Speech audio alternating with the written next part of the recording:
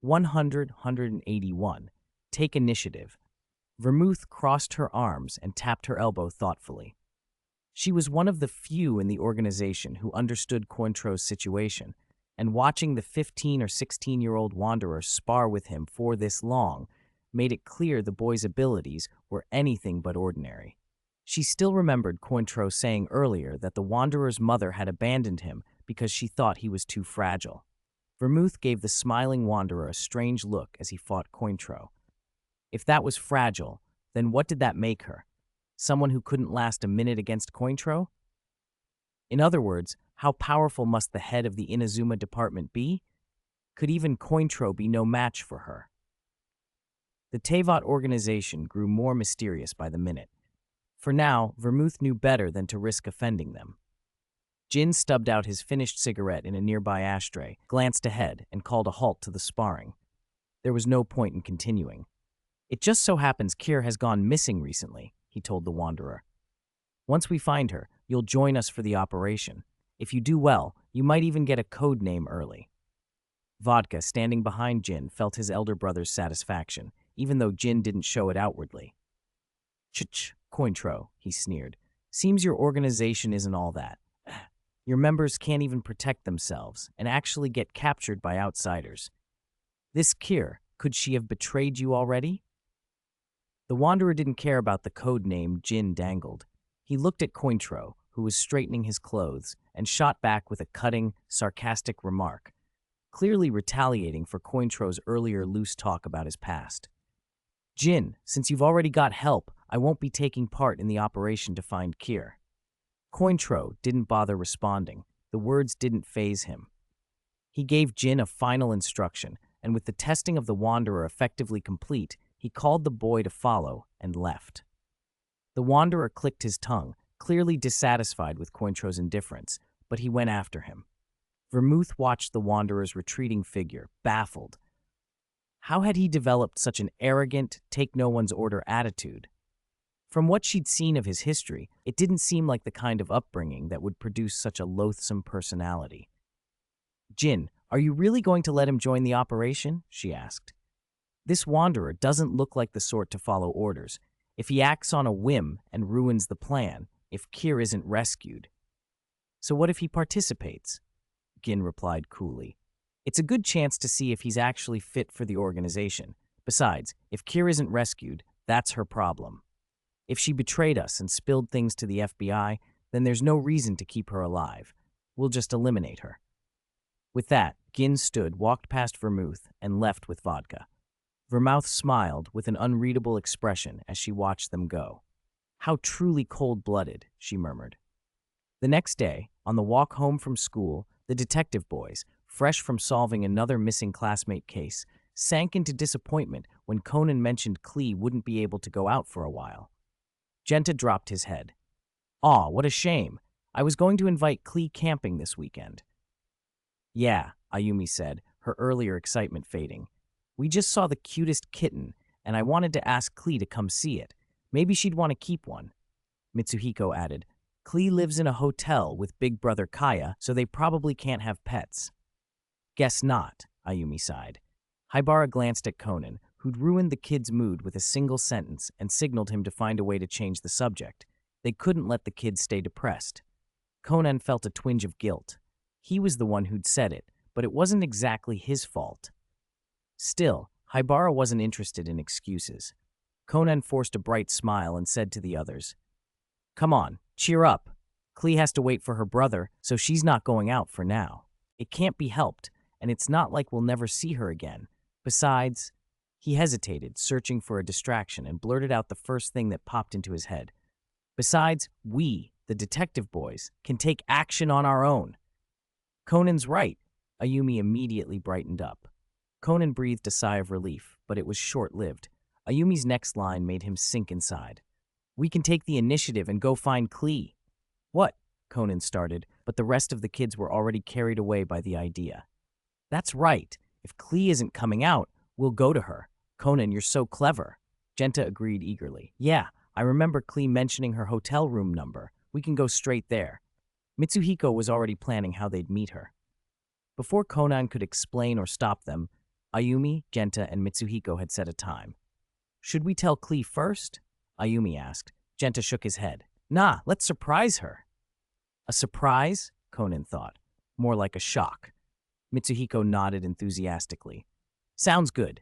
Seeing the three hopeful faces, Conan couldn't bring himself to put the idea down, so he let it go. After saying their goodbyes, only Conan and Haibara remained and walked on together. Haibara shot him a look. Is that your way of changing the subject? Klee's a good kid, and there's nothing wrong with visiting her, but we'd be walking right up to their doorstep. She lowered her voice. We still don't know if that mysterious organization Kay is connected to is friend or foe, and you haven't forgotten Kaya's ties to the Black organization, have you? What if we run into them by accident? Then that's perfect, Conan said, smiling with his hands behind his head. It'll be a good chance to gather more information. Haibara gave him an exasperated glare. When they reached the intersection, she huffed and veered off toward Dr. Agasa's house, ignoring Conan. Conan watched Haibara's retreating back, a corner of his mouth twitching. He'd only been joking. With the kids around, there was no way he'd provoke the organization, not so reckless when that name was in the air. Time flew, and before he knew it, the weekend the kids had been looking forward to arrived. Early Saturday morning, Genta, Mitsuhiko, and Ayumi gathered at Dr. Agasa's house. Ranmori decided to come too, worried about letting the children go to a hotel unsupervised. And at the rumor of possibly meeting a handsome man, Suzuki Sonoko had dragged along Aisuke Hondo, the new transfer student. So why is this guy here too? Sonoko shot Aisuke a sideways glare. With that clumsy kid around, the trip would probably be one mishap after another. She could only hope he'd be more careful. Haha, I just watched Detective Mori solve a case, and Mori-san said Conan always gives a lot of useful hints. I think Conan's like one of Holmes's detectives in the stories, so I wanted to see more, Aisuke said, rubbing the back of his head with a silly grin. Is that so? Sonoko sounded skeptical. She had a gut feeling the newly transferred Aisuke liked Ran, but with no proof she couldn't say much. Uh-huh. Aisuke nodded enthusiastically, then, before his hand was down, accidentally whacked Conan on the head again. Conan, are you okay? Aisuke spun around to check, and in the same motion bumped into him once more. Conan, clutching his head, had no time to dodge and nearly fell over. Watching Aisuke apologize non-stop, Conan could only blame his bad luck. It wasn't the first time. Ever since they'd met, his head seemed accident-prone, and so the only solution was to keep as far from Aisuke as possible. Big brother Aisuke, you'd better stay away from Conan, Genta agreed. To him, this big brother was even clumsier than the kids. Ayumi and Ran stepped in front of Conan as well, watching Aisuke warily to prevent another injury. Is that the person you said resembles Mizunashi Rena? Haibara walked up beside Conan, studying Aisuke and speaking quietly. Yeah, Conan's head still ached. He kept a hand on it while answering with half-lidded eyes. But he doesn't seem like organization type. Haibara, don't you have a sense for members? Pick up anything from him? Conan looked at her hopefully. Nothing. Haibara rolled her eyes. But my sense doesn't work every time. Decide for yourself. Conan nodded and took the advice to heart. Since Haibara felt nothing, the odds of Aisuke being with the organization seemed lower. The group arrived at the Baika Hotel. Although Genta had wanted to surprise Klee, Ran thought dropping in unannounced would be rude, so she had contacted Klee's older brother Kaya ahead of time through Shia. That also kept them from missing the visit. Who exactly are we going to see? Aisuke asked Ran in the elevator, curious. Seriously. Sonoko pressed her forehead in exasperation. You came along without knowing anything?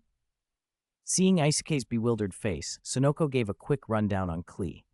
And there's one more very important point, Sonoko teased. Watching Aisuke's eager interest, she went on. Klee has a very good-looking big brother, gives off that bad boy vibe, could be a real catch. And I hear Kaya's adoptive brother is here too. Wonder what he looks like? Could be a different kind of handsome. Just thinking about it is exciting. Sonoko drifted into her fantasies, leaving an embarrassed Ran tugging her sleeve to get her to tone it down. Apart from Conan and Haibara, the kids weren't interested in Kaya's adoptive brother. They were simply happy to see a long-lost friend. From what Sonoko said, Kaya's adoptive brother is already in Japan. I wonder what kind of person he is. Haibara said. Ran had indeed contacted Kaya ahead, so Sunoko's intel must have come from her. I've collected some reports these past few days, Conan added. Most describe the head of the Legenda family as a graceful, charming nobleman. Still, Conan preferred to judge for himself. Before long, the elevator reached Kaya's floor. Rand's group stepped out and walked along the corridor, looking for the suite.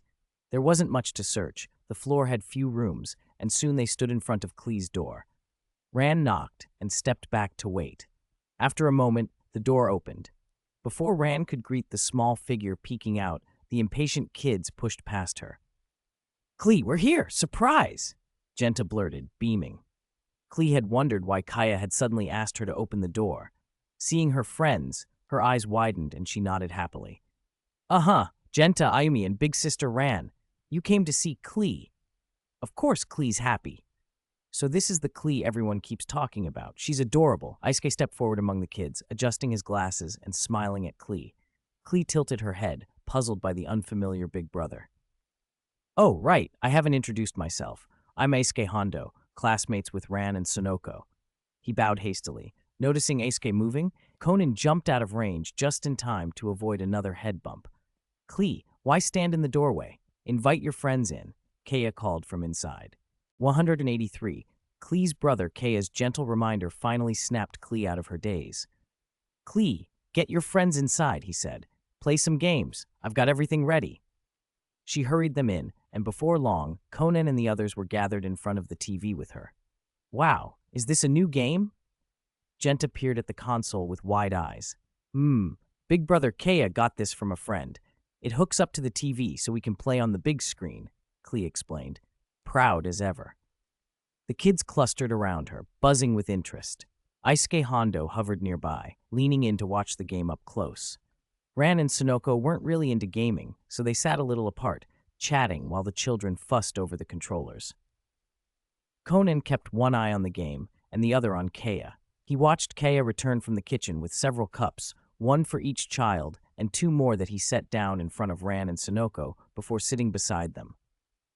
"This is a berry mint specialty from my hometown. You should try it," Kaya said with a smile. Sonoko reached for her cup.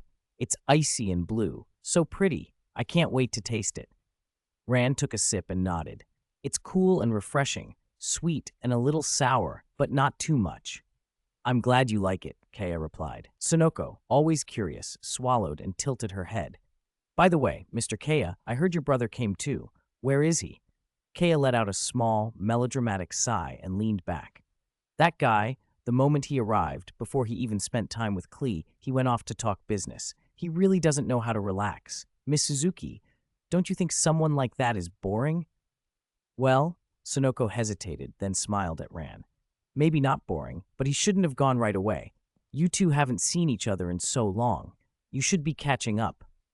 She sounded disappointed. It would have been a pity not to see this supposedly handsome Mr. Diluk. Kaya waved her off. "Catching up isn't necessary. We hardly see each other these days. I only stayed at Dawn Winery for a bit so Klee would be comfortable. Even then, Master Diluk didn't even look my way when I left. Poor Klee got scared when she left the winery." Kaya kept up a steady stream of complaints about his brother, exaggerating as he went. Ran and Sonoko, unaware of the whole story, began to imagine a strained relationship. They worried that bringing the children over abruptly might have upset Diluk. Conan listened quietly, tuning in and out of the conversation while still keeping an eye on Kaya. Aisuke noticed Conan's distraction and crouched beside him. "Conan, what are you thinking about?" he whispered. Conan's heart jumped at the sudden voice near his ear. "Oh, nothing. I was just trying to figure out how to beat this level," he blurted, forcing a laugh. Aisuke didn't look convinced, but he didn't press. He had seen Conan watching the far side of the room. There was only a small group there. Conan wasn't paying attention to Muri or Suzuki, so it must be Kaya catching his eye. Curious, Aisuke joined the group conversation. Haibara, who had been subtly avoiding Aisuke, watched the interaction and glanced at Conan. She didn't pick up any sign of the organization from Aisuke, but her instincts told her his visit might not be entirely casual.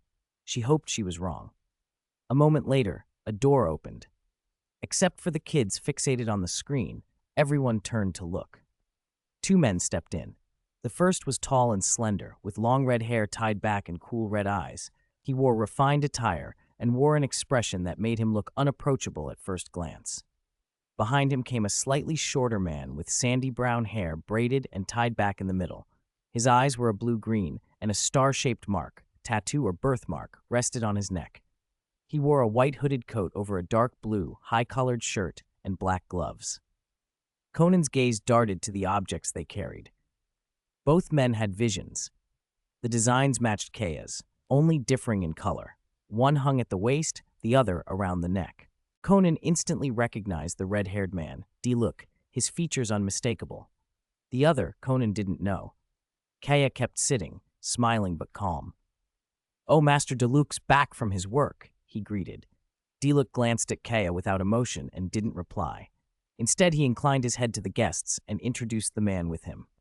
Only then did everyone learn that the second man was Albedo, the brother Klee had mentioned, the one she had been entrusted to Kaya's care with. Nobody had expected Diluc to bring her brother this time. Klee's face lit up. She ran to Albedo and clung to him, squealing with delight. Conan remembered Sister Shiashi's words that Kaya wasn't Klee's biological brother. Kaya's serious, tender way with her had almost made him forget that. Haibara felt a prickle of unease when she looked at Albedo.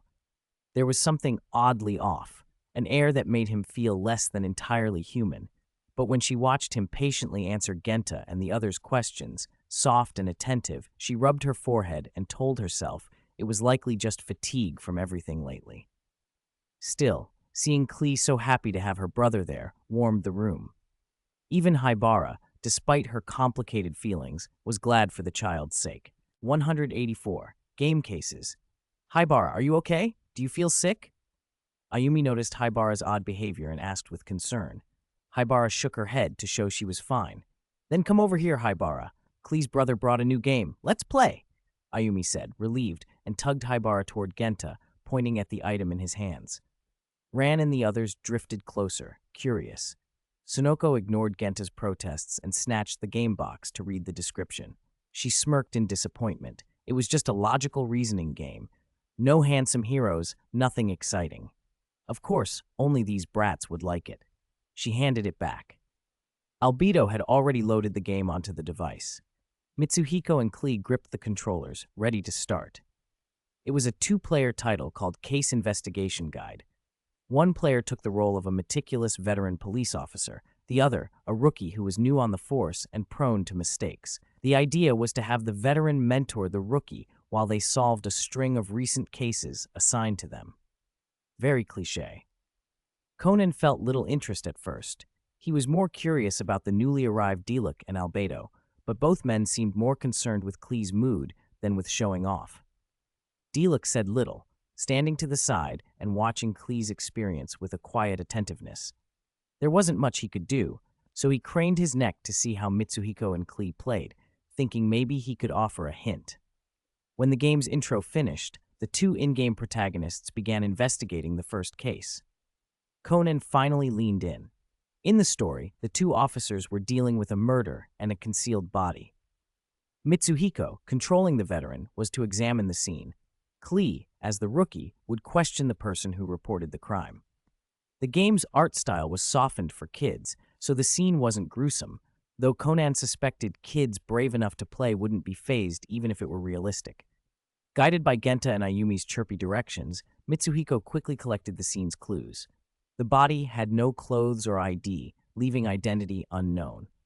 Aside from that, there were 4 notable clues: a tattoo on the foot, a red string anklet, 3 playing cards placed near the body, and the pattern of post-mortem lividity. Then the game offered options. Choose one of those 4 to investigate first. "I think the anklet is important," Ayumi said. "The deceased had nothing on them but that. The killer could be connected to it." Mitsuhiko didn't overthink it and followed her lead, choosing the anklet. Conan opened his mouth to advise, but stopped after a quick glance at the adults watching. A line of text scrolled across the screen. Unfortunately, after much effort, you traced the anklet's origin.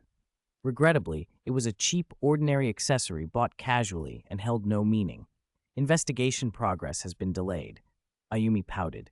"Oh," she said. Genta declared, "I told you. The tattoo would have been better. It's got to mean something. You didn't say that before, Ayumi shot back. Besides, now I think those playing cards are more suspicious. Haibara stayed out of the discussion, keeping as much distance as possible from Aisuke Hondo. He watched the kids debate the clues with slightly dazed eyes. Had children's games come this far? I also find those 3 playing cards suspicious, Aisuke said. They're either a message left by the culprit or a clue from the victim pointing to the murderer. What do you think, Conan? Conan rubbed his chin. The 3 cards, 5 of diamonds, king of spades, jack of spades, looked abrupt. Numbers would be 5, 11, 13. Letters would be E, K, M if you mapped them, but nothing obvious emerged. You used to be able to get dying messages like that quickly, Genta said, looking at Conan expectantly. Conan laughed nervously. That was mostly coincidence, he said, waving it off. Still, he admitted, but I do think the cards are suspicious. Mitsuhiko scratched his head, indecisive between the remaining options. This first choice was harder than he'd expected. Then a sudden flash of inspiration hit him. He turned to the person standing behind Klee and called out, "Brother Albedo." Albedo looked back and gave a questioning look.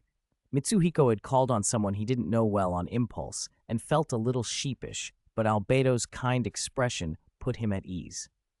"Do you know anything that could help?" he asked. "I'm afraid not," Albedo replied.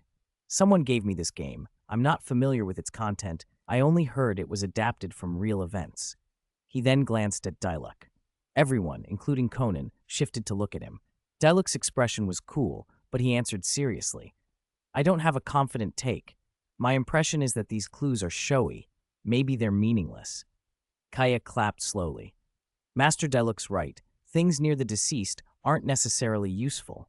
The culprit might have dropped them by accident." Even as Kaya agreed with Diluc, there was a hint of sarcasm in his tone that everyone picked up on. Sensing the odd tension between Kaya and Diluc, Ran quickly spoke up to steer the children's attention back to the game. After listening to the others' suggestions and seeing that Klee's investigation had gone nowhere, Mitsuhiko hesitated a moment before finally choosing the poker card.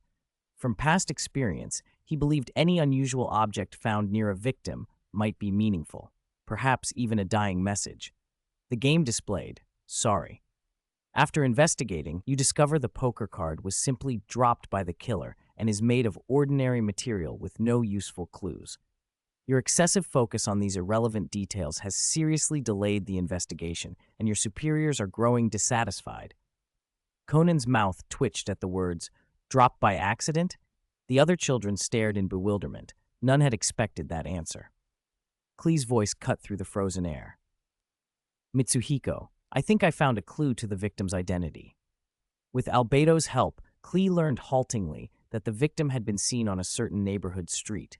A visit there should reveal who he was. Mitsuhiko felt the pressure. Klee had a lead, and he still had nothing.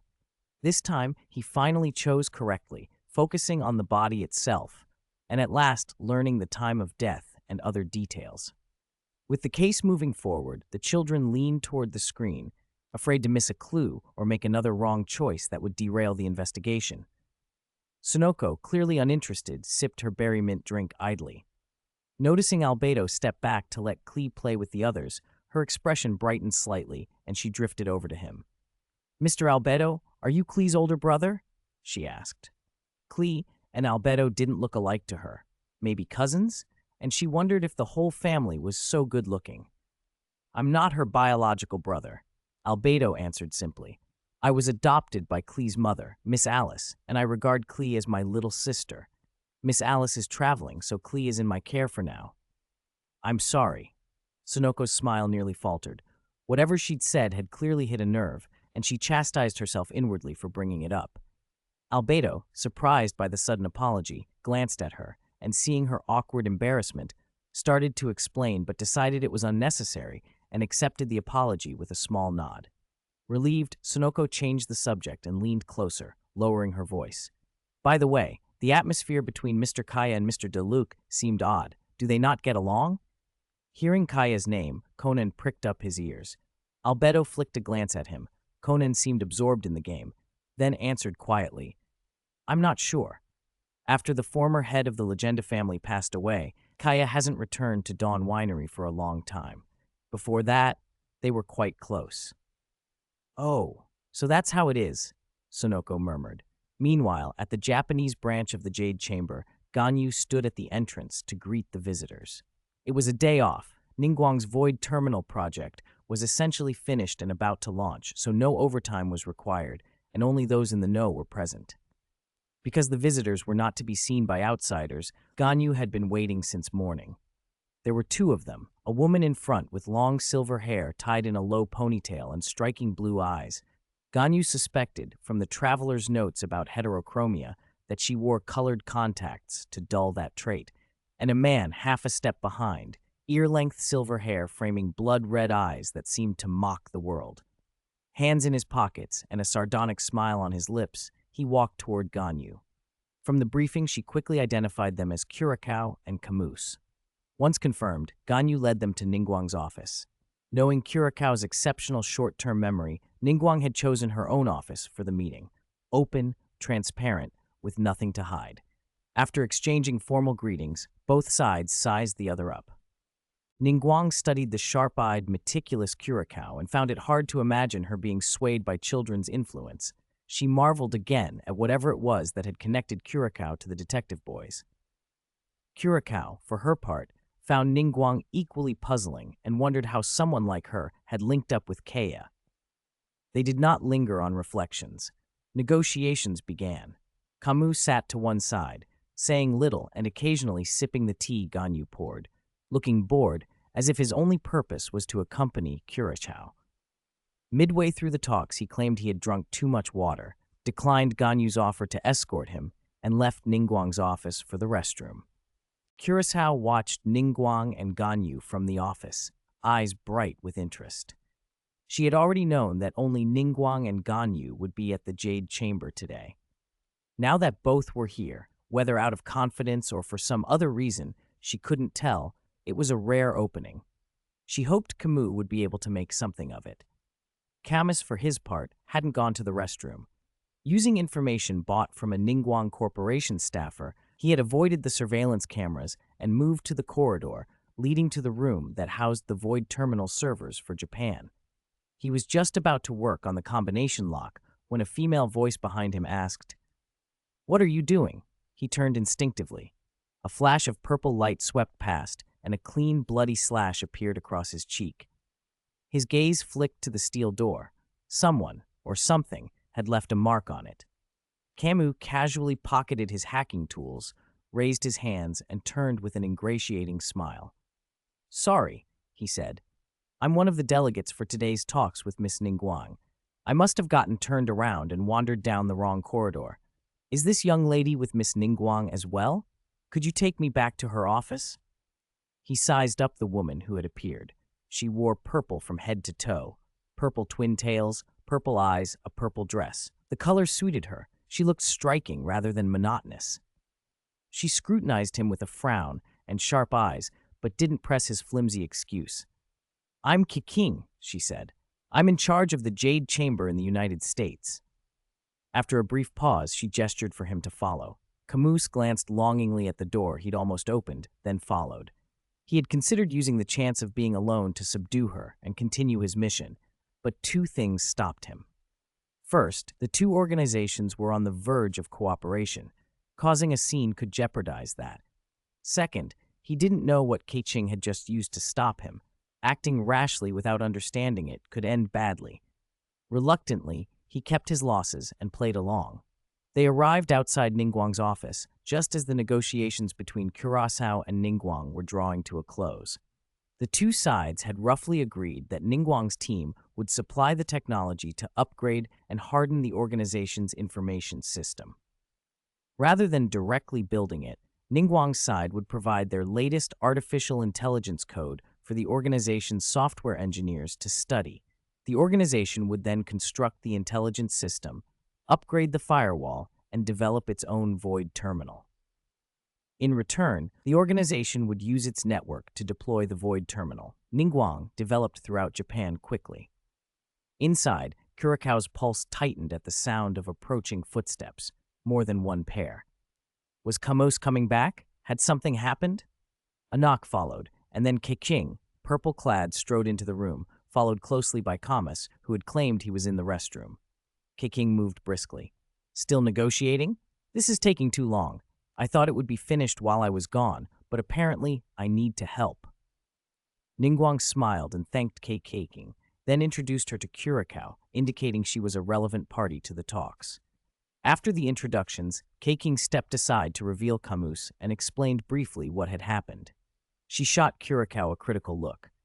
The people in your organization couldn't even handle a simple rote. Seems your competence is limited. It's not my fault. I'm just unfamiliar with the layout. If I visit a few more times, I won't get lost again, Curacao replied, but Camus beat her to speaking. He stood with a smile despite the bloody gash on his cheek, the dark streak of blood slowly trickling down. The grin, contrasted with the wound, would have unnerved most people, yet the group showed no visible discomfort. Ningguang ignored the incident and turned to finish the negotiation. Camus felt a little stifled as everyone returned to their work. Ningguang and Curacao settled the final details. Ganyu organized the key points of the cooperation. Keqing inspected the agreement with Ganyu. Left without a role, Camus slipped back into his seat. Because Keqing had intercepted him, Ningguang used the organization's earlier lack of candor as leverage to extract a few extra concessions. Curacao grumbled but had to accept. She couldn't afford to be picky when they were the ones in the wrong. It's still early, and this is a rare chance, Curacao said once the formalities were over. Could we have a tour of Miss Ningguang's company? She hoped for one last win to satisfy Rum. The bribed employees they'd spoken to before didn't know everything. A tour could let her memorize the interior layout and many details with her memory alone. Ningguang agreed after a moment. She had already gotten what she wanted. There was no harm in giving a little. Ganyu was to escort Curacao and Camus on the tour. She'd be careful not to take them anywhere off limits. Ganyu led them through public areas of the company and answered what she could. Camus walked beside her, one hand in his pocket, an amused smile playing on his face. I never would have guessed someone as gentle-looking as Miss Ganyu would be involved with such a shady underground organization, he said. 187. Liwei, Miss Ganyu, why did you join that Tevat organization? Camus asked, unable to help a jab. Honestly, that name sounds kind of odd. Curacao walked beside him, listening as Camus tried to pry information from Ganyu while keeping an eye on their surroundings. Because there's someone in the organization I want to follow, Ganyu answered, unfazed by his tone, her expression full of longing. Miss Ningguang? Ganyu shook her head. The person in charge of my division. Camus' grin widened. Anyone who makes Miss Ganyu look like that has to be something else, right? He couldn't ask straight about the boss, so he circled the subject. Sure, my lord is truly remarkable, powerful, gentle, wise. If you said Zhongli and Ganyu could go on praising him forever. Camus watched her go on, nearly losing his ability to smile. He cut in quickly. So your head must be overworked? Like our operations chief, missions every day, hair going white from stress. Tough life. Not really. Ganyu thought for a moment, then answered plainly. Actually, my lord has retired. Miss Ningguang now handles our division's business, and with Miss Keqing and the others helping, she's not swamped either. Retired? Camus repeated, blinking. Even Curacao's eyes widened as she looked back at Ganyu. He'd never expected to hear retirement from someone in an underground group. Do dark organizations even have retirement? He'd always assumed the best they could hope for was to grow old on the job. Most of them died mid-mission or by betrayal long before that.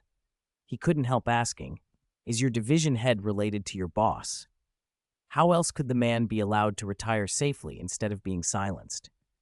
Camus pictured his own world. If Rum told the boss he wanted to retire, the boss would smile and then send Jin to erase him. Before Ganyu could answer, he pushed further. Sorry if it's rude, but are you sure your lord actually retired and didn't just disappear? Ganyu looked puzzled for a moment, then nodded. I'm sure. I spoke with him the day before yesterday, she added. Lately, he's been busy reshaping the landscape and hasn't had time for tea, so I prepared some fine leaves to send over. She hesitated. Camus missed the last bit, but got the gist. He didn't quite understand why a retiree would be landscaping, but that didn't matter. The important thing was that the Tevat organization actually let people leave alive, even a division head. Could the rumor be true that a chief's son had joined another group? He thought it silly, but if Tevat allowed chiefs to retire, it wasn't impossible. That much freedom made him envious. If it were possible, he thought, he'd have asked Ganyu on the spot if he could sign up too. Once calm, he heard Ganyu finish. As for the boss and my lord, they're friends, friends who have been through a great deal together, she said firmly. Just friends. If the boss was friends with a retiree, then Tevat's boss was probably another old man. Camus felt a flicker of disappointment. How dull. Were all crime lords cranky codgers, half in the grave? He pressed for more about the retired head in Ningguang but learned little. Their division handled commerce for Tevat, and after the head retired, Ningguang took temporary command. Ganyu courteously asked about the black organization in return. Like her, Camus offered only surface details, no secrets. I've shown you the whole company. Any other questions? Ganyu asked as they reached the entrance. Not the whole company. That area over there is still unchecked, Camus said, nodding toward a fenced-off section. Sorry, that zone is off-limits to outsiders. Seeing her gentle but firm expression, he gave up. Ganyu escorted them to the gate, and they said their goodbyes. As she turned to leave, Camus called after her. By the way, Miss Ganyu, what's your division called? She paused, smiled back, and said, Liyue. With that, she walked away and soon vanished from sight. Liyue? That's another odd name. Who picks these things? Camus muttered. Curaçao flipped through her mental notes, then glanced at him. No one's around. Should we slip back in for a look? 188. The color and border of the Eye of God. Heh, I refuse. Camus shot down Curaçao's suggestion without hesitation. Why? Give me a reason. Curaçao frowned. I don't want to be startled by someone suddenly appearing behind me again. Camus declined politely. The truth was, Camus still hadn't figured out how Keeking had managed to appear behind him. He'd been working on the combination lock and had been keeping an eye on his back to avoid being caught. He was certain he hadn't heard a single footstep before Keeking spoke. No footsteps, not even the sound of breathing. He almost suspected teleportation. He'd also been hit by whatever had injured his face and had no idea how that happened. Until he understood it, he had no intention of sneaking into the Jade Chamber again. Besides, Miss Ganyu had left them without watching them go. It was hard to be sure she hadn't set a trap and was waiting for them to walk into it. Ganyu looked gentle, but she'd been unexpectedly cold. Camus had been walking with a facial injury, blood clotted on his face, and she hadn't mentioned it once.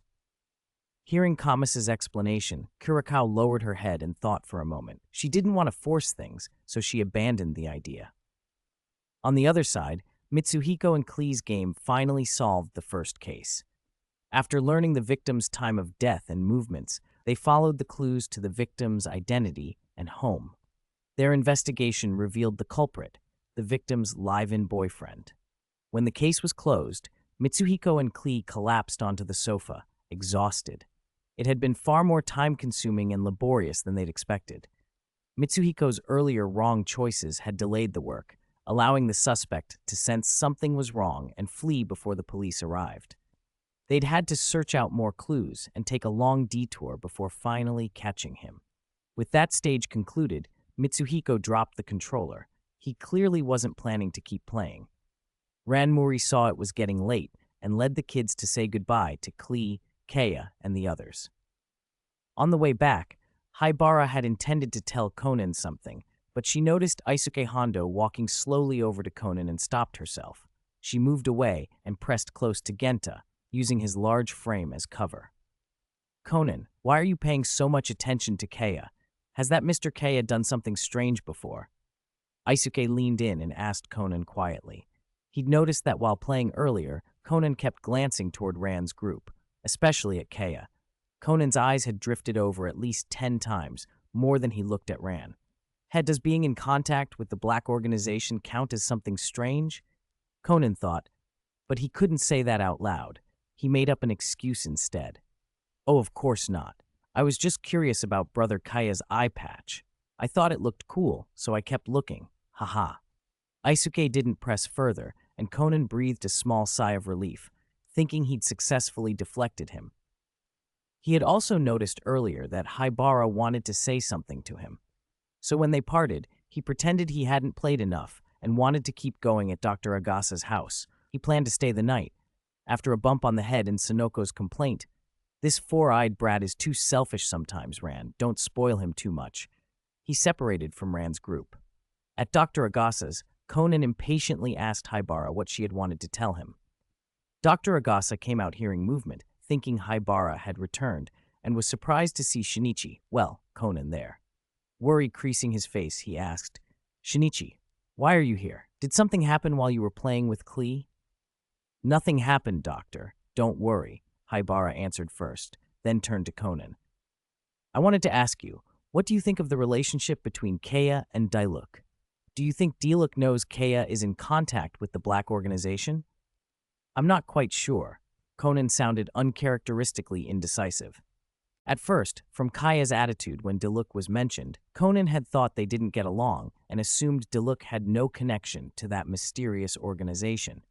But after meeting them today, he knew that judgment might be wrong. Seeing so many visions at once had left him a bit numb. If Dailuk also had a vision, it seemed logical that he should be aware of whatever Kaya was doing. Yet after spending time with them, Conan found Dailuk confusing.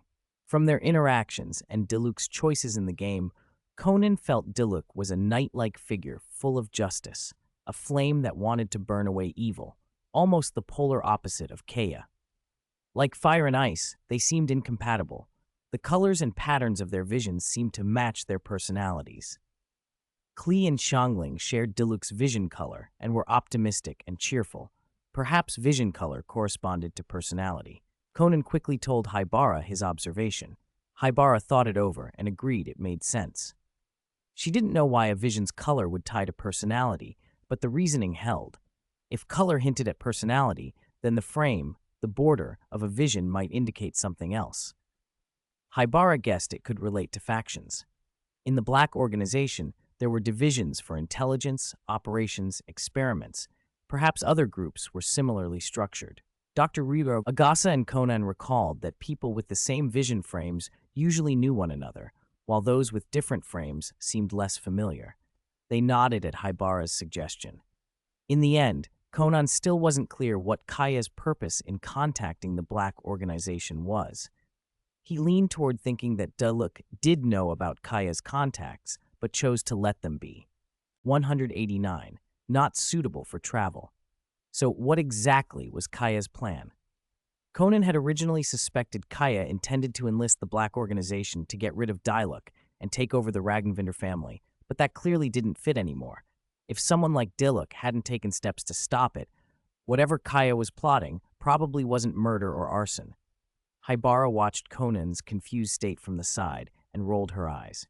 Serves him right. Who told him to be so nosy? A few days later, somewhere in a maple forest on a mountain, in the hush between the red leaves, 3 figures moved faintly among the trees.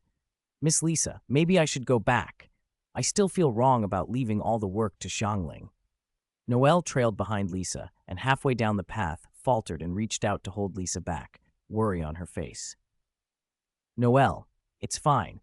Xiangling insisted you take the day off. Besides, work never ends. Relaxing properly now will help you later." Lisa placed a hand on Noelle's shoulder and soothed her in a gentle voice. "The traveler told me you've been a bit overwhelmed by a suitor lately. That's why I insisted on bringing you out to unwind. But seriously, what did he do to trouble you so much?" Kaya, walking a few paces ahead, perked up when he heard the word suitor. The traveler's gossip had already clued him in. This had to be that Mr. Takano. He was curious what wandering mind behavior could make someone as steady and obliging as Noelle want to avoid him. "A suitor?" Noelle sounded bewildered. "Huh? You didn't know?" Kaya hadn't expected Noelle to be clueless about having a suitor and blinked in surprise. "It's Takano Hideki," he said. Noelle's confusion flickered into realization. "Mr. Takano?" she repeated. Then her expression shifted as memories came back. "So that strange behavior before wasn't because his head was off. He was courting me?" Lisa, who had been enjoying the view, now leaned in with interest. "Oh ho, hearing you say that makes me very curious. What exactly did he do?" Noelle winced a little as she recalled. "It wasn't that dramatic. On the first day, he left a huge pile of roses outside my door and blocked the hallway. I was late that morning because I had to deal with them. On the second day, he came to Wanmin Restaurant and declared he wanted to buy the place. When Xiangling said it was the Traveler's Building, he just left. Day 3, he showed up and pressed a card into my hands, money inside, the amount he'd planned to buy the restaurant with. He said it was an apology for not being able to save me from work. He left right after, so I had to run after him to return it. That held up service. On day 4, he came during a busy meal and insisted on paying for everyone. That day, people ordered so much Xiangling and I were barely keeping up. Kaya listened with obvious amusement, but Noel trailed off before finishing the story. Kaya prodded, "And then?" Noel looked sheepish. There was no and then. After that, Mr. Takano stopped those odd things. Xiangling was actually a little disappointed. She'd been planning to teach him a lesson if he kept harming the restaurant's business. Kaya shook his head. He gave up really fast. He'd expected the man to last at least a week. Apparently, Takano was lucky to have escaped a public debacle. So he just disappeared? No, he came back a few days later to apologize, Noel said. He told me he'd met a princess and would probably no longer be able to protect me, like a knight giving up his duty. At the time, Noel had found the remark bewildering. She hadn't known what he meant. Only now, looking back at the pattern, did she understand. She paused, still worried at the thought. Could the princess he found accept such clumsy courtship? So he's moved on to someone else, Kaya commented dryly. No wonder he quit so fast. Lisa's eyes flashed with a small, knowing amusement.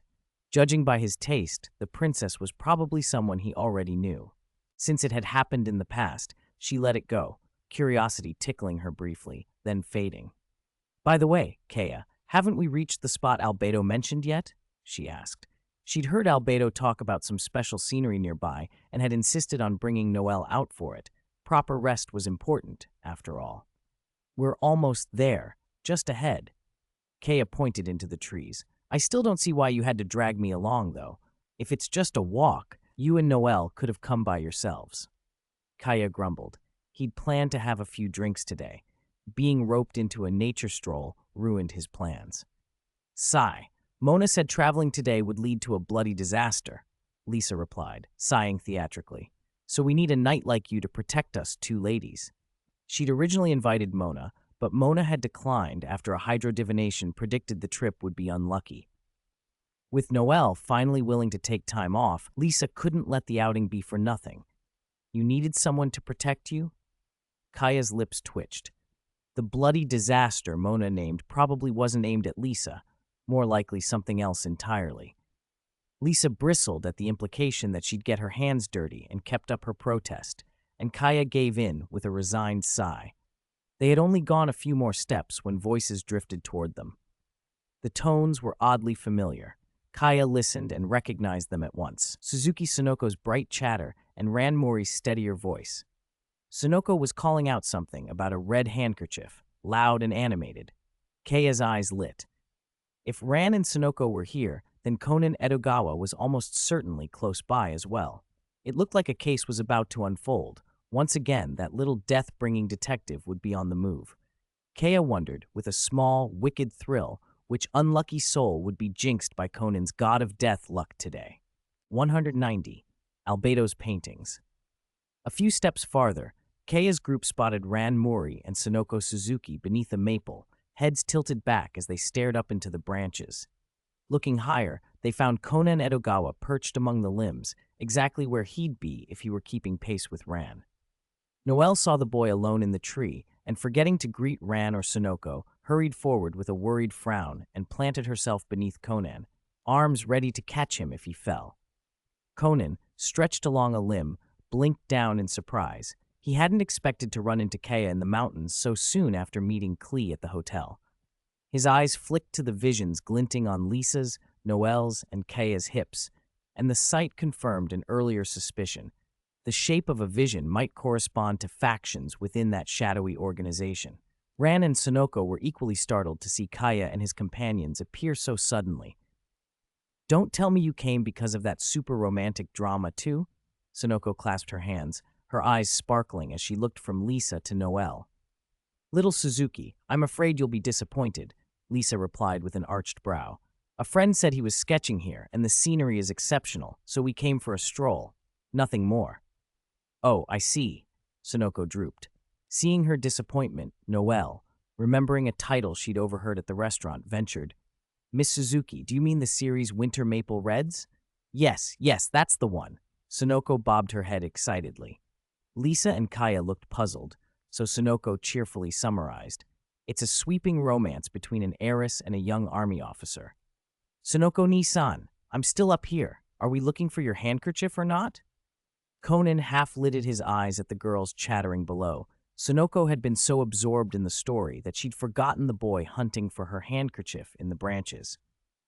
She had suddenly decided to bring a red kerchief, no doubt connected to Makoto Kyogoku, and Conan wondered what scheme she was planning this time. He glanced down at Noelle, who never took her eyes off him, arms poised to break his fall. Episode after episode, instance after instance, Conan had seen these people as kind, earnest, and helpful. The same held for Xiangling, Lisa, and Mona. He'd never caught any of them in so much as a questionable act. Even Kaya, aside from that one meeting with the black organization, nothing truly incriminating had surfaced.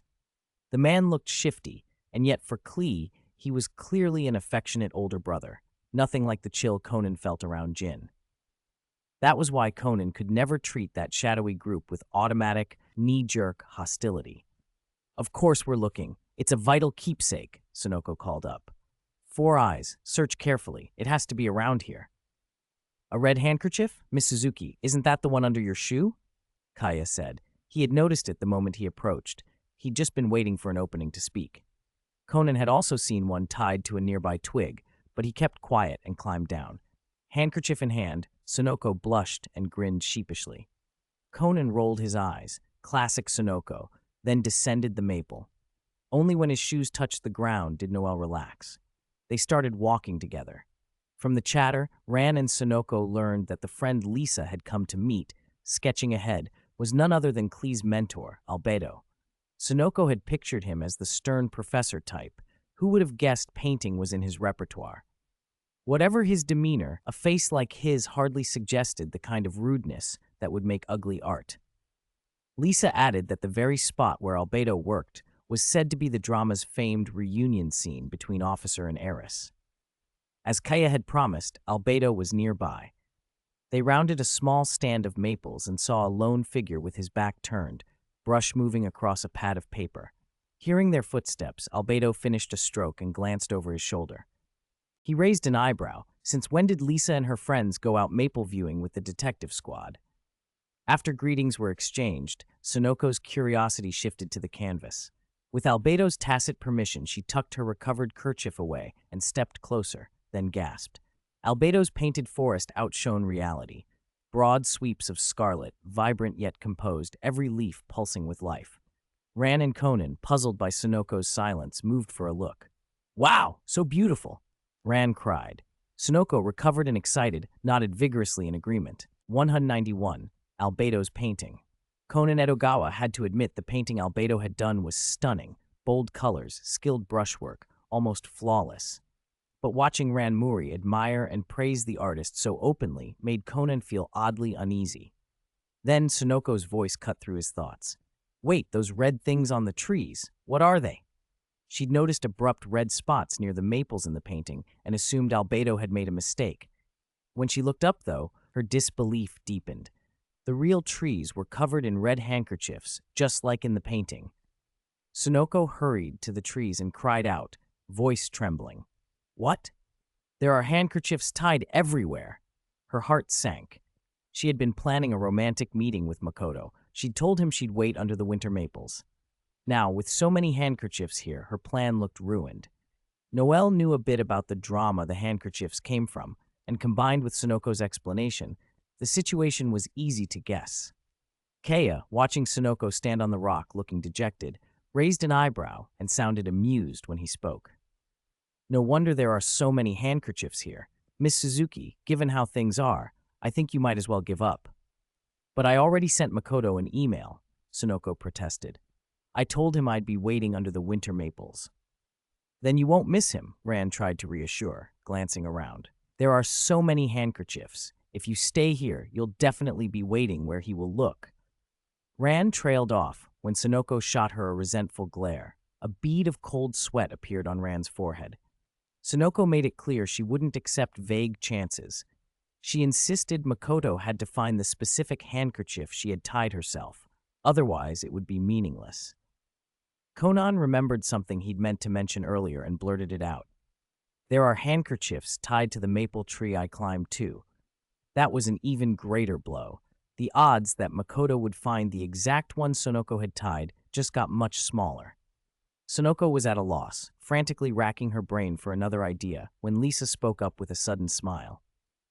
Little girl, if you want to meet your beloved under your own handkerchief like in the drama, I have a way. Hearing the word, beloved, Sonoko's face flushed and she barely registered Lisa's next words. When she snapped back, her eyes shone and she leaned forward eagerly. A way? What way? Ran and Conan turned toward Lisa, curious.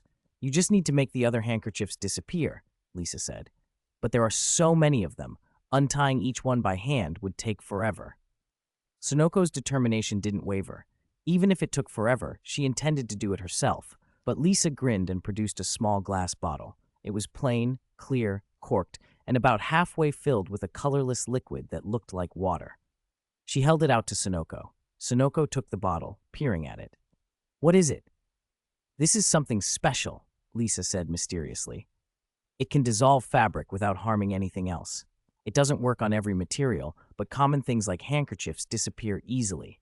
You mean there's actually a reagent like that? Sonoko's eyes widened as she turned the bottle over in her hands. Kea looked incredulous.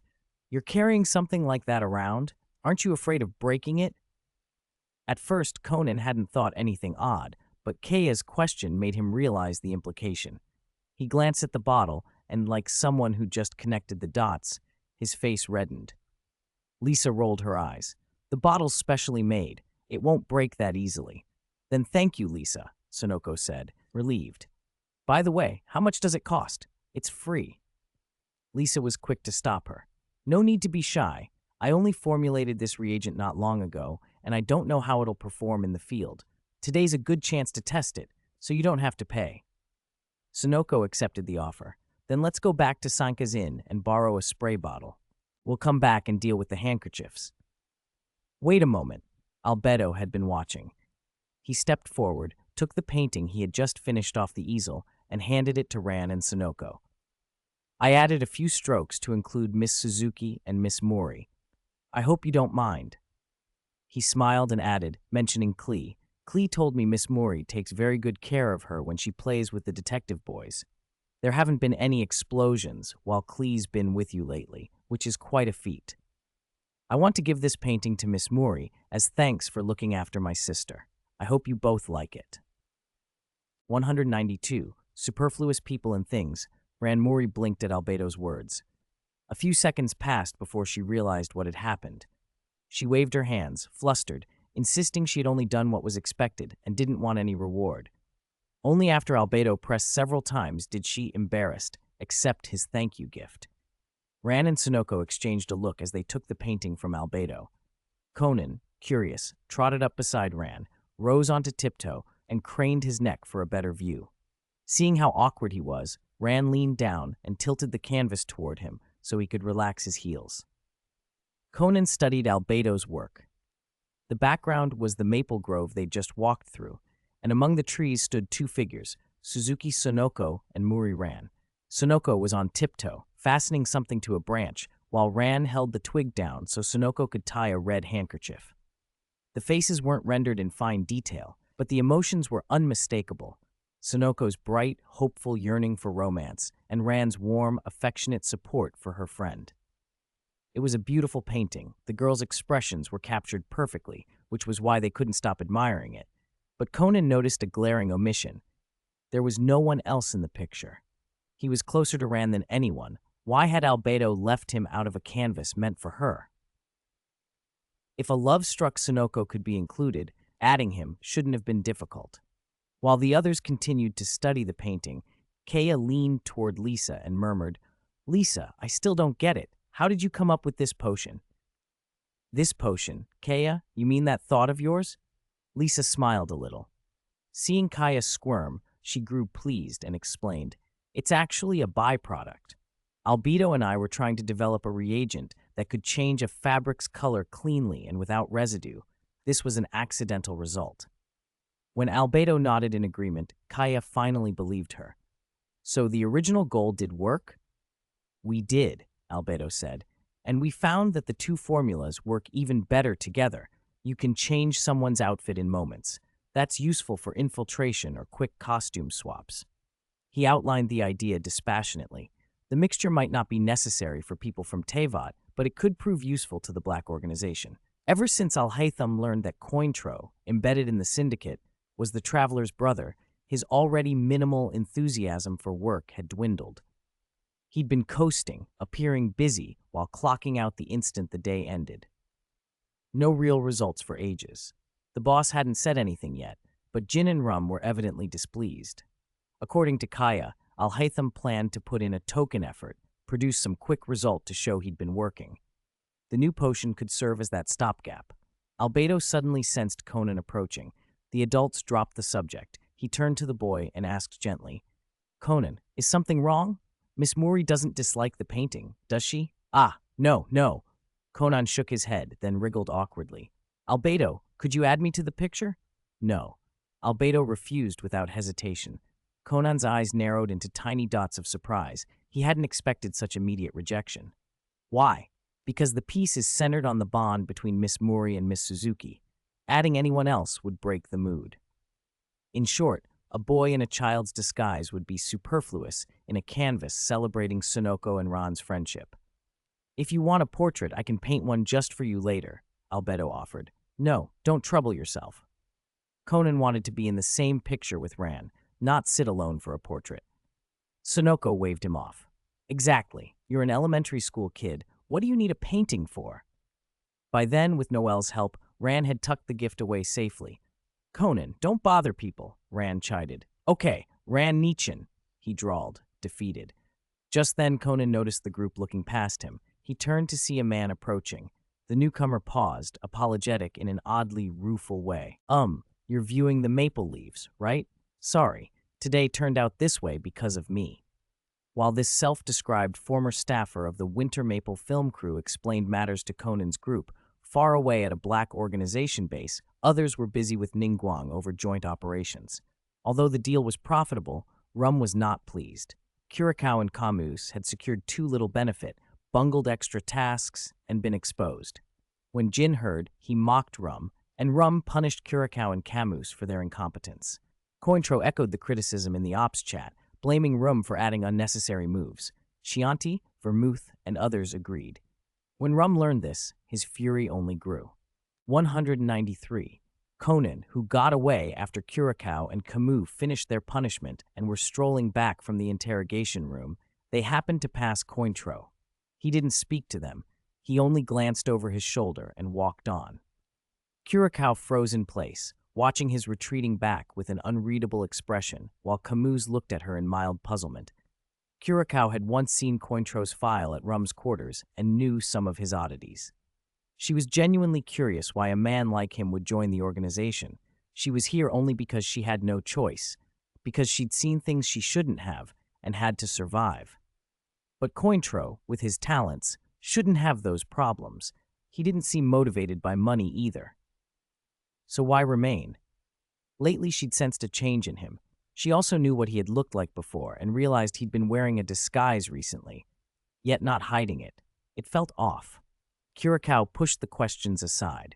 She didn't interact much with Cointro. The thought came and went, unanswered. Camus, however, noticed her unusual attention and grew curious. He knew Curacao was one of Rum's trusted aides and had access to many of the organization's secrets. This was the first time he'd seen her react so strongly to someone. That person had to be remarkable. Since Cointro was the only other newly codenamed member in the Japanese branch besides Bordeaux, and since his appearance didn't match a researcher's, Camus suspected this was the mysterious Cointro. With an upcoming collaboration with the Jade Chamber likely keeping him behind the scenes, Kamu decided to find an opportunity to meet him. Meanwhile, back at the inn, Conan, Kea, and the others were oblivious to the political stirrings inside the organization. After borrowing a small spray bottle from reception, they used the front desk notepad to write the message the Winter Maple Red film crew had asked them to deliver. I have found the tree you are looking for. Please come to the rock that appears in the final scene of the film, Hodumi. Sonoko held up the pad and read the message aloud. That should be fine, right? Very good. Little Sonoko, your handwriting is lovely, Lisa said with a smile. Sonoko beamed at the compliment. Now that we have everything, let's hurry back up the mountain and start the operation. All right, Ran agreed, but Noelle offered a different view. We should eat first. We'll be climbing and dealing with those handkerchiefs later. Both will take time. We should go in full. And there's still the kid, Conan. Just then, as if on cue, a stomach growled. Everyone looked over to see Sonoko clutching her midsection with an embarrassed smile. Noelle's right, Sonoko admitted. Let's find somewhere to eat. They finished their meal and prepared to head up the mountain. Ran checked the others. Mr. Albedo is still sketching up there. He must be hungry too. Should we bring him some snacks to tide him over? He'll manage, Kaya said dismissively. Albedo hadn't messaged them, so he probably didn't need help. A person who could stay on Dragonspine alone didn't need their worry. Lisa agreed. He probably brought food. No need to fuss. They set off for the place where Albedo had been working. Just as they were approaching, Conan caught sight of something familiar out of the corner of his eye. He stopped, turned back, and pointed. Wait, isn't that the notebook that gentleman had earlier? He called. Yes, it looks like it, Noelle confirmed. Conan picked it up. Fresh blood stained the cover. It wasn't dry. The sight hit him with a sudden, cold certainty that something had just happened to the notebook's owner. Conan took off at once. Conan! Rand shouted as he dashed past, panic on her face. Wait! She only relaxed a little when she saw Noelle follow. He really runs fast, Lisa murmured. Conan was scanning the ground as he ran and didn't look where he was stepping. He stumbled, and Noelle caught him in time. They fell. Noelle shielded Conan and worried, looked down. Conan, are you okay? Conan blinked, shook his head, and then smiled up at Noelle. I'm fine. Thank you, Brother Noelle. Then he looked toward the spot where he'd tripped. There, slumped on the path, lay the man who had dropped the notebook, already motionless. Conan was one step too late. Ah! Sonoko and Ran, arriving seconds behind, saw the same sight and screamed. Kaya glanced up and noticed a flock of birds scattering into the sky. Isn't that the owner of the notebook from before? Sonoko asked, looking to Ran for confirmation. Ran swallowed and nodded, voice tight. We should call the police. She was reaching for her phone when a sudden shout split the air, along with the frantic beating of wings.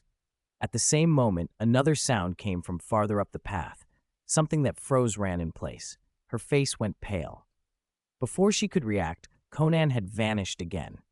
As soon as he'd heard the commotion, he'd sprinted off toward it. Now all she could see was his blurred figure racing into the distance. 194. There is a ghost, Noelle, trailing behind Conan, sighed and felt a twinge of guilt. Why wasn't he as quick to react as a kid like Conan? Worried that Conan might be in danger, Ran Mori had set her phone aside and prepared to follow, Sonoko at her side. Kaya stopped them, though. Citing potential danger, he told Ran, Sonoko, and Lisa to stay put, call the police, and secure the scene until help arrived. As the only man among them, he would go check it out. Ran still looked anxious, staring in the direction Conan had run off. Lisa tried to reassure her. It's fine. Kaya's very capable. With him there, little Conan will be all right. Then Lisa changed the subject. But Ran, you should teach Conan better from now on. He can't just bolt off like that. It's too easy to run into danger. Ran thought of what had just happened, and despite her worry, scowled. Conan had been reckless today. She made a mental note to give him a good scolding when she saw him. Sonoko rolled her eyes. This glasses-wearing brat is exactly like that detective idiot, she muttered. Conan, several paces ahead of them all, had no idea what was happening behind him. He was focused only on the source of the sound. The sun was already dipping, and the maple trees cut down the light, so he could only make out two figures in the distance, one tall and thin, the other short and stout, standing close together, apparently talking. Conan slowed and crept forward as quietly as he could. Snatches of voices reached him, broken and unclear. Who are you? Stop me. Call the police. You, murder, catch, don't run, call the police. When the tall figure spoke, Conan's eyes widened. It was Albedo. He took another step to listen, but a hand suddenly clamped his collar from behind. Conan's breath hitched in surprise. Relief flooded him when he recognized the voice. Conan, you can't run off like this. Noel watched the boy's collar in his hand with a complicated expression. This child was a handful. Running away was bad enough, but not noticing what was behind him was dangerous. Noel had been following Conan the whole time. Even after standing just behind him, the boy hadn't realized anyone was there. If Noel hadn't grabbed him at the last second, Conan might have kept going straight into trouble. Noel resolved he would have to be extra vigilant if he stayed with this kid. Conan relaxed when he saw Noel.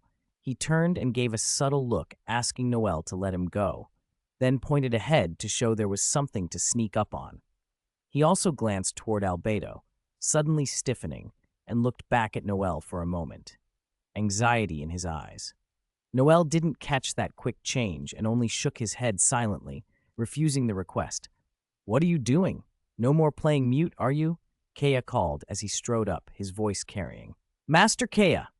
Noel protested, a little annoyed, reminding Kea to be careful about exposing Conan's position, regardless of the situation. "Sorry." Kea raised his hands in mock apology, then looked toward the two figures.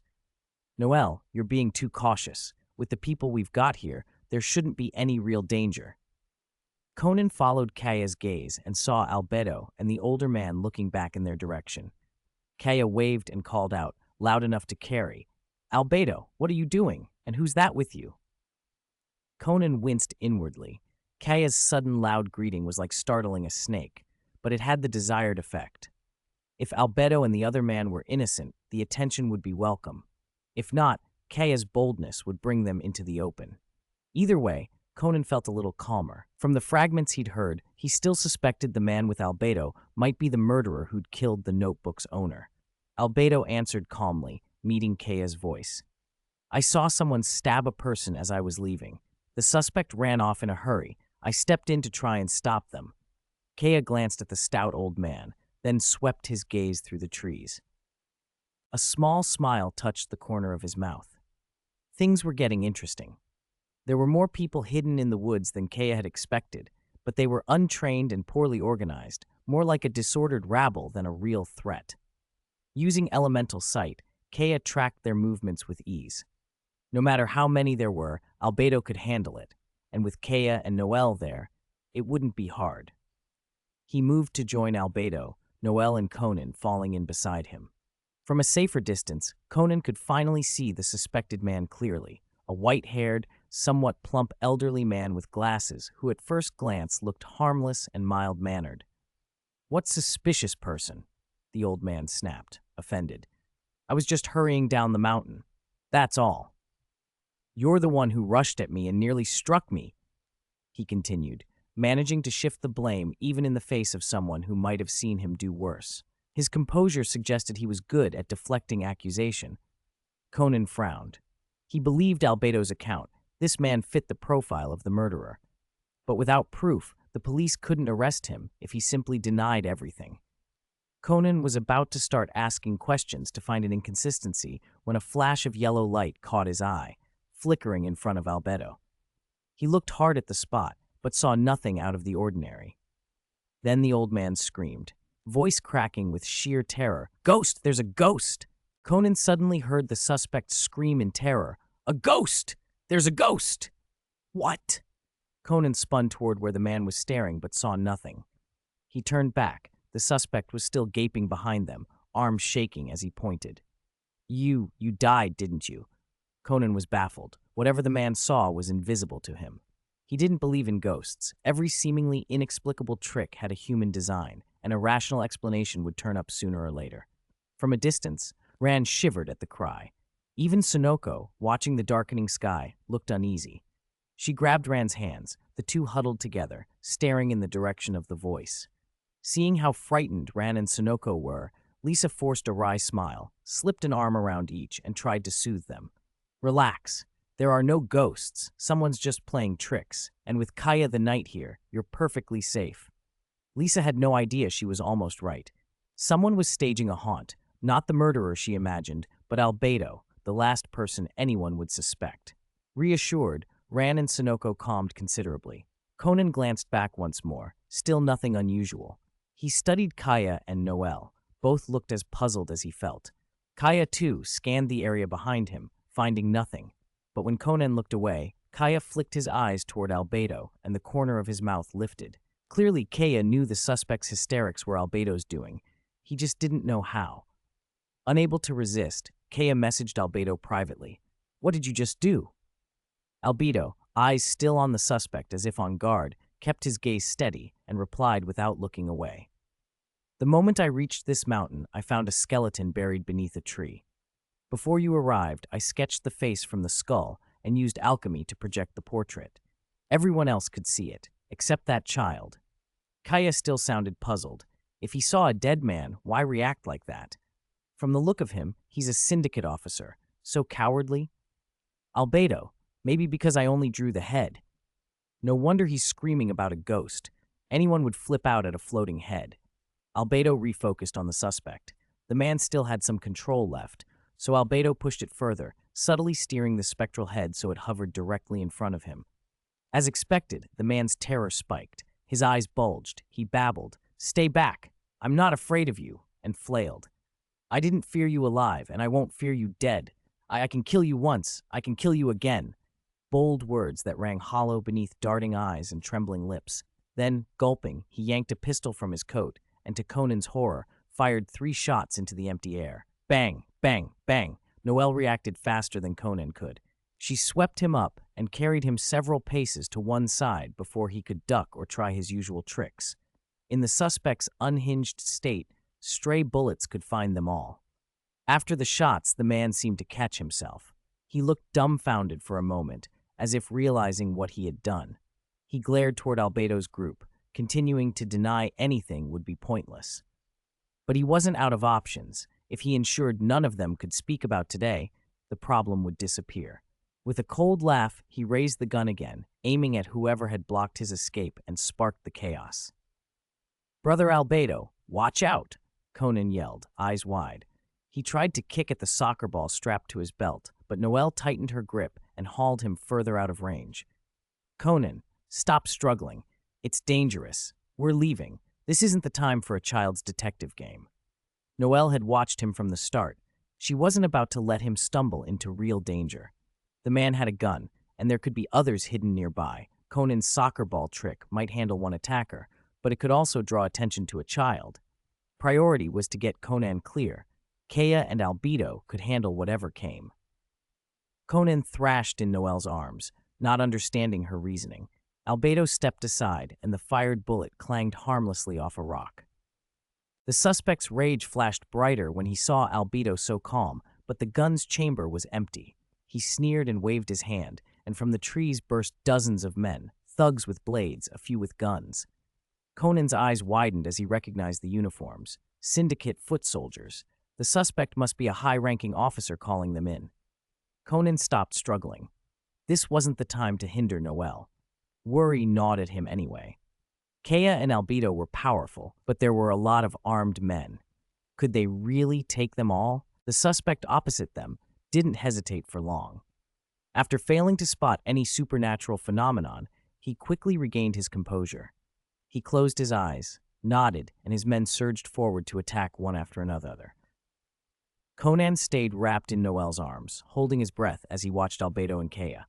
He saw someone slash at Kaya with a knife. Kaya dodged easily, kicked the attacker hard enough that he couldn't get up, and before he even set his foot down, delivered a side kick that sent 2 more men flying. Albedo's side looked even more dangerous.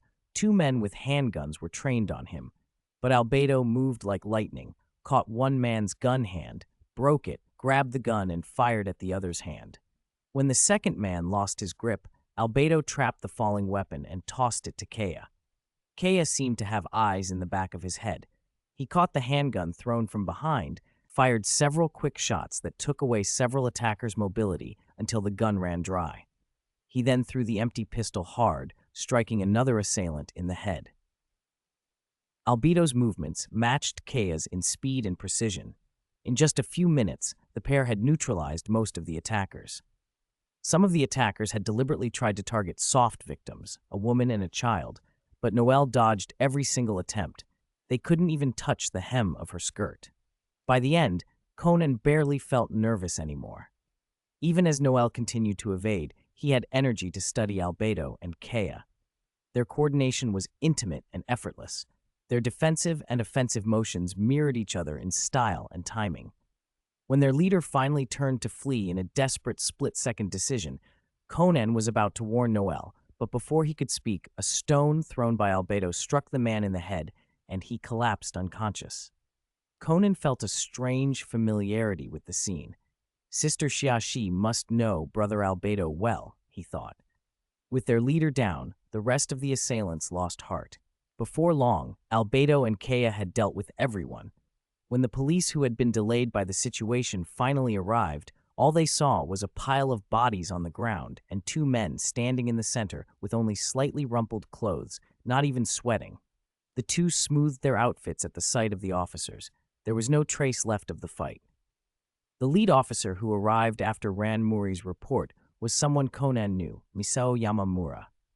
Conan had once deduced the organization's boss might be in Totori because the pattern of button tones Yamamura used when calling his grandmother matched a melody Vermouth had used to message, "That gentleman."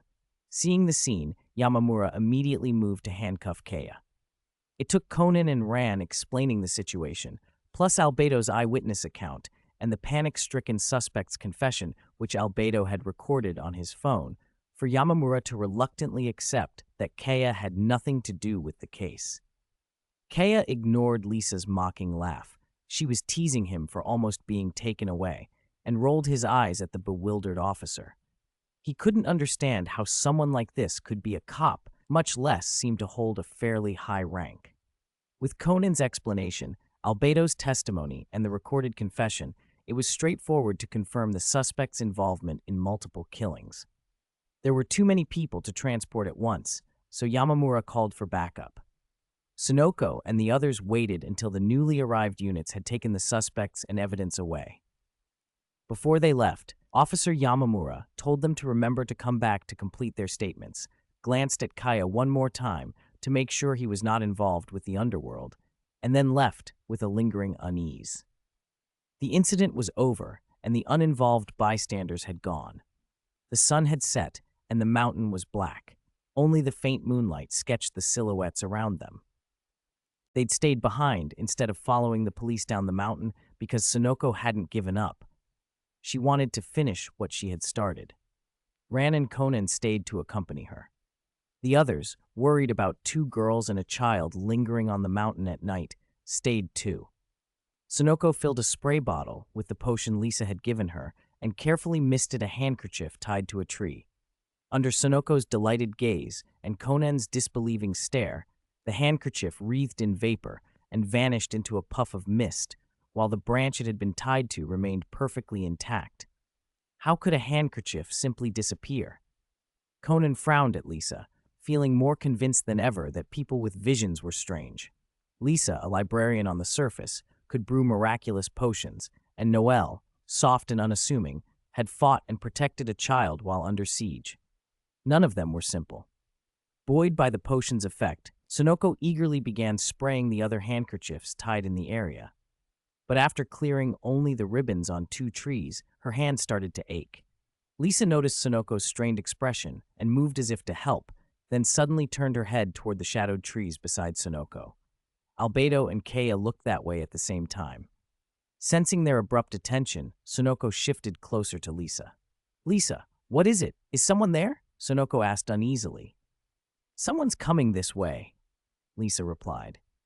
She couldn't make out the person's features, but judging by their gait, they didn't seem dangerous. "Makoto, why are you here?" Footsteps crunched on the fallen leaves as the figure stepped out of the shadows into the moonlight. Sonoko peered over nervously and saw a face she had assumed was abroad. 197, the status of the Wanderer and Keel. Under the many puzzled and unsaid looks of the onlookers, Makoto Kyogoku explained himself. He hadn't understood Sunoko's email and, to avoid missing the time she'd mentioned, had decided to return to the country at once and camp on the mountain until the winter she spoke of arrived. It was a bit foolish, but it worked. At least his sudden appearance saved Sunoko the trouble of clearing away all the handkerchiefs around her. With that done, everyone planned to head down the mountain. Before they left, though, Conan couldn't shake the memory of the suspect's terrified behavior. He didn't believe in ghosts, but he suspected someone had played a trick. He went to check the spot the suspect had been staring at, but found nothing. In the end, Conan still didn't know what the man had seen that had frightened him so badly. At the organization base, the Wanderer had been attached to their ranks for a while. Though it hadn't been long, every member who'd worked with him was impressed. He had no codename yet, but his presence outweighed that of some codenamed agents. For Chianti, the Wanderer ranked among the people she least wanted to see in the organization, second only to Vermouth. That wasn't only because he scorned fools and barely spoke to her. If he had been more forthcoming, he might even have surpassed Vermouth in her dislike. Vermouth herself disliked the Wanderer too, especially after he had intruded into a woman's territory at their first meeting. Still, after hearing Cointreau describe his background and appreciating how useful he was to the organization, her ill will toward him was limited. She'd also been busy searching for Kier's whereabouts and hadn't had much to do with him lately. Vermouth's search paid off. She found a young witness who said Kier had been taken to a hospital by the FBI. The boy reported that Kier had been injured and unconscious when the FBI removed her. Jin remembered that Kier had previously been captured and interrogated with truth serum by the mole Ethan Hondo, yet had not revealed anything. She'd even bitten through his wrist to grab his pistol and killed him. Given Kier's demonstrated resolve, Jin judged it unlikely she'd betray the organization and decided to mount a rescue. The boss agreed and put Jin in charge of the operation. Jin took the chance to include the Wanderer, both to help the mission and to evaluate him for a codename. Chianti, furious at the prospect of the Wanderer being elevated to equal standing with her, was livid. He hadn't shown her respect when he had lower status. If he got a codename, he might become even more arrogant. She couldn't stop the decision, which only made her angrier. Korn tried to calm her. "Don't worry. Even if he gets a codename, he won't change much toward you. He already acts like he's not beneath you." Korn's words did calm her outwardly, but secretly the remark fueled her resolve. Knowing the evaluation mission was to rescue Kier, and that she and Korn would be part of it, Chianti planned to sabotage the Wanderer, hoping a failed mission would deprive him of a codename. She told herself that rescuing Kier would be nice, but if it failed, so be it. Her grudge against the Wanderer outweighed any sympathy for Kier. What Chianti didn't know was that the Wanderer had almost refused the mission. When Jin pressed for a reason, the Wanderer answered in 4 words, "I don't save trash." Cointreau wouldn't accept that. He asked the Wanderer directly, and the Wanderer explained bluntly, Kier hadn't even known an eavesdropping device was planted on her. She'd been caught twice, and now she'd been injured. "If that's not trash, what is?" he said. "Saving that kind of trash will only bring trouble to the organization." Cointreau, unable to get through, sought outside help. His sister contacted Nahida, who personally persuaded the Wanderer to take the job. With that, he agreed. Jin remained unaware of these behind-the-scenes negotiations. From his perspective, the Wanderer was arrogant, insubordinate, and behaved as though he didn't consider himself a member of the organization. Still, since the Wanderer had yielded, at least enough to accept the mission, Gin finally approved his participation. Elsewhere, Conan Edogawa had noticed Eisuke Hondo's odd behavior and grown suspicious. He asked Heiji Hattori to help investigate Eisuke and the woman who resembled him, Mizunashi Rena. With Heiji's help, Conan obtained a photo of Eisuke's father and followed up on leads. To his surprise, he discovered the man had been an undercover CIA agent, the very kind of infiltrator who'd once penetrated the black organization, the same group that had turned Conan into a child. Conan also casually asked Heiji about the vision accessory, even showing him a picture he had drawn of one. Heiji had no reaction. He'd never heard of it. Instead, looking at Conan's drawing, he asked where such accessories were sold. They looked nice, and he wanted one for Kazuha. Conan was a little disappointed that Heiji, son of the Osaka police chief, didn't recognize the item. But he put that aside. The immediate concern was that the organization now knew Mizunashi Reina had been taken to a hospital by the FBI. They didn't know which hospital yet, but Conan had a bad feeling the organization would move soon. All he could hope was that whoever else had been following these events wouldn't interfere with the black organization's rescue attempt. If they did, things would only get more complicated. Conan had suspected the organization was about to move, but running into the person he now suspected, Aisuke Hondo, at the hospital the very next day still felt sudden. He was at Baika West Hospital visiting a classmate with Ran Mori and Sonoko Suzuki. They'd been worried that the boy's appendix might burst, only to find him happily eating cake and cream puffs. After saying their goodbyes, Sonoko grumbled in the corridor, and that was when they saw Eisuke talking to a doctor and showing a photograph. Since they were all hungry, they invited him to join them at a hamburger shop. Conan guessed Eisuke had learned Mizunashi Reina had been admitted somewhere and was searching for her. When Sonoko called out, Eisuke was jostled by someone and tumbled over. Ran and Sonoko barely flinched. This happened a lot, but Conan was glad he'd been far enough away not to get dragged down. In the burger joint, Sonoko picked up the photograph Eisuke had dropped at the hospital and studied the woman in it skeptically. "She does look a lot like her, only younger," Ran said, leaning in. "No, that's my older sister," Eisuke denied. "Your sister? The newscaster is your sister?" Sonoko and Ran stared. "No." Eisuke shook his head. "She looks similar, but the person in the photo isn't Miss Mizunashi," he explained. "The woman in the picture was his sister, Emi Hondo. She had always looked after him. Once, after an accident, she donated a huge amount of blood without hesitation and saved his life. They had been very close, but 10 years ago, Emi ran away from home and he hadn't seen her since. He'd been searching ever since just to be able to say thank you." "Then how can you be sure Mizunashi Reina isn't your sister? People on TV often hide their real names," Sonoko said, leaning forward, eyes narrowed. "Oh, there's a way to find out if Miss Mizunashi is your sister," Ran said, brightening and turning to Conan. "Do you remember Charlotte, the reporter who lives above Miss Mizunashi?" Conan, caught off guard, nodded. He realized why Ran had brought her up. Though Ran barely knew Charlotte, Mizunashi had been taken by the FBI the day after they'd met. Charlotte was a reporter for the Baika Daily who lived upstairs from Mizunashi. She might know something. Ran called Charlotte without wasting time. The call connected quickly, and Eisuke watched anxiously. After a brief greeting and Ran's explanation, Charlotte said, "From what you've told me, that boy Eisuke Hondo probably isn't Miss Mizunashi's brother." "Why not?" Ran asked. "Because Eisuke's blood type is O," Charlotte said. "I saw an early report that Mizunashi Reina once donated blood to an AB-type patient and also received a transfusion herself, so she must be AB. AB blood can't be given to an O-type person. Since Eisuke received his sister's blood, their types don't match, so they can't be the same person." Ran fell quiet. Conan reached the same conclusion.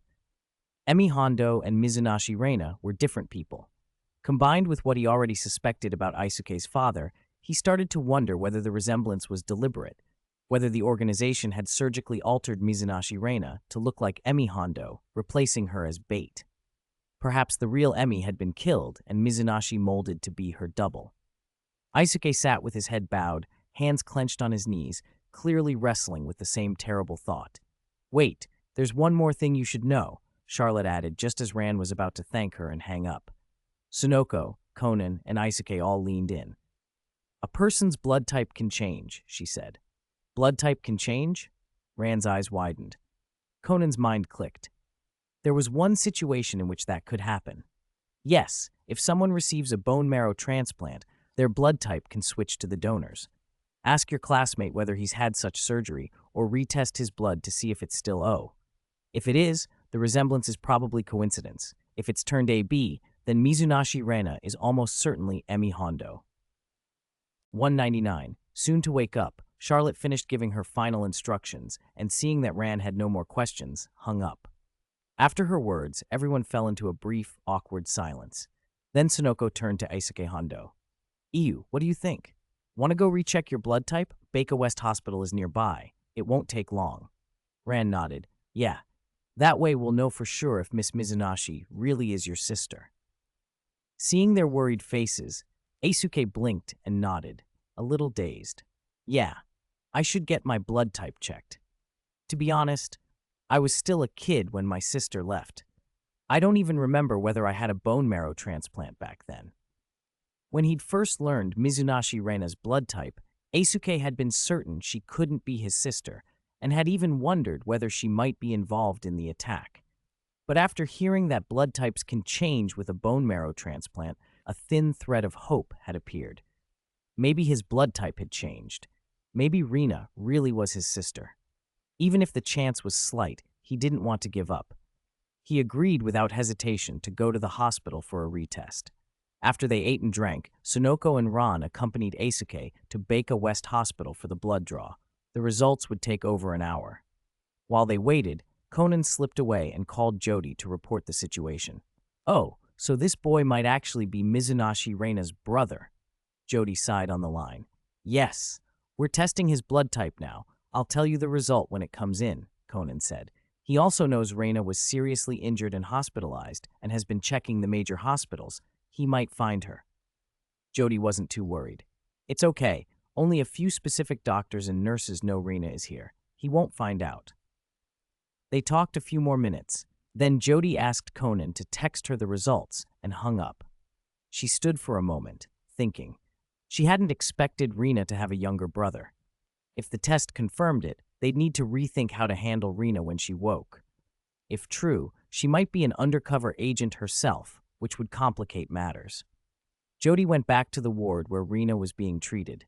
Shuichi Akai was there, leaning against the wall outside the room, eyes unfocused as he watched the woman on the bed.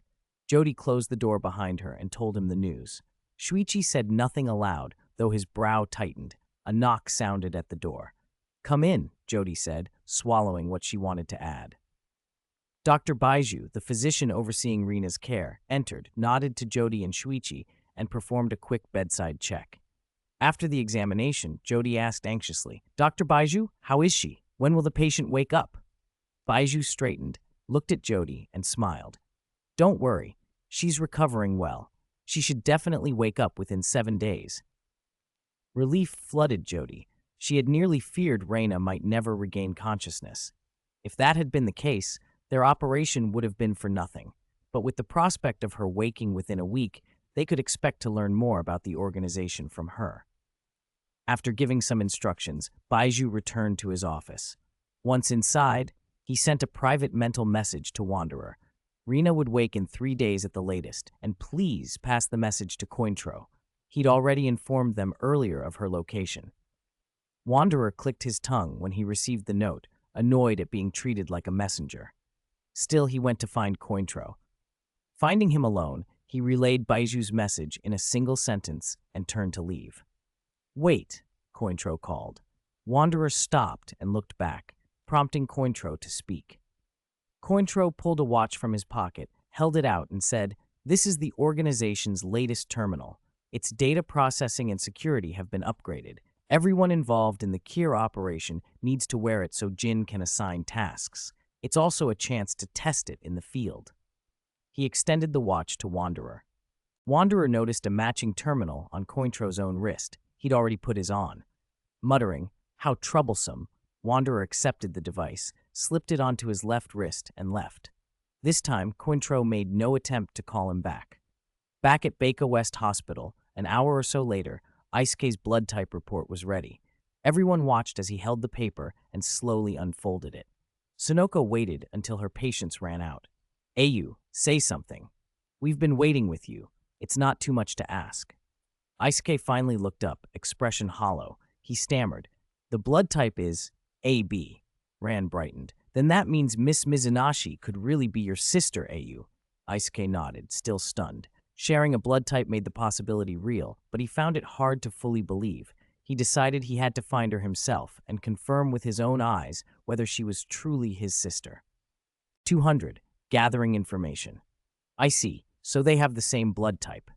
Conan had sent the blood type test results to Jody, who immediately briefed Shuichi Akai.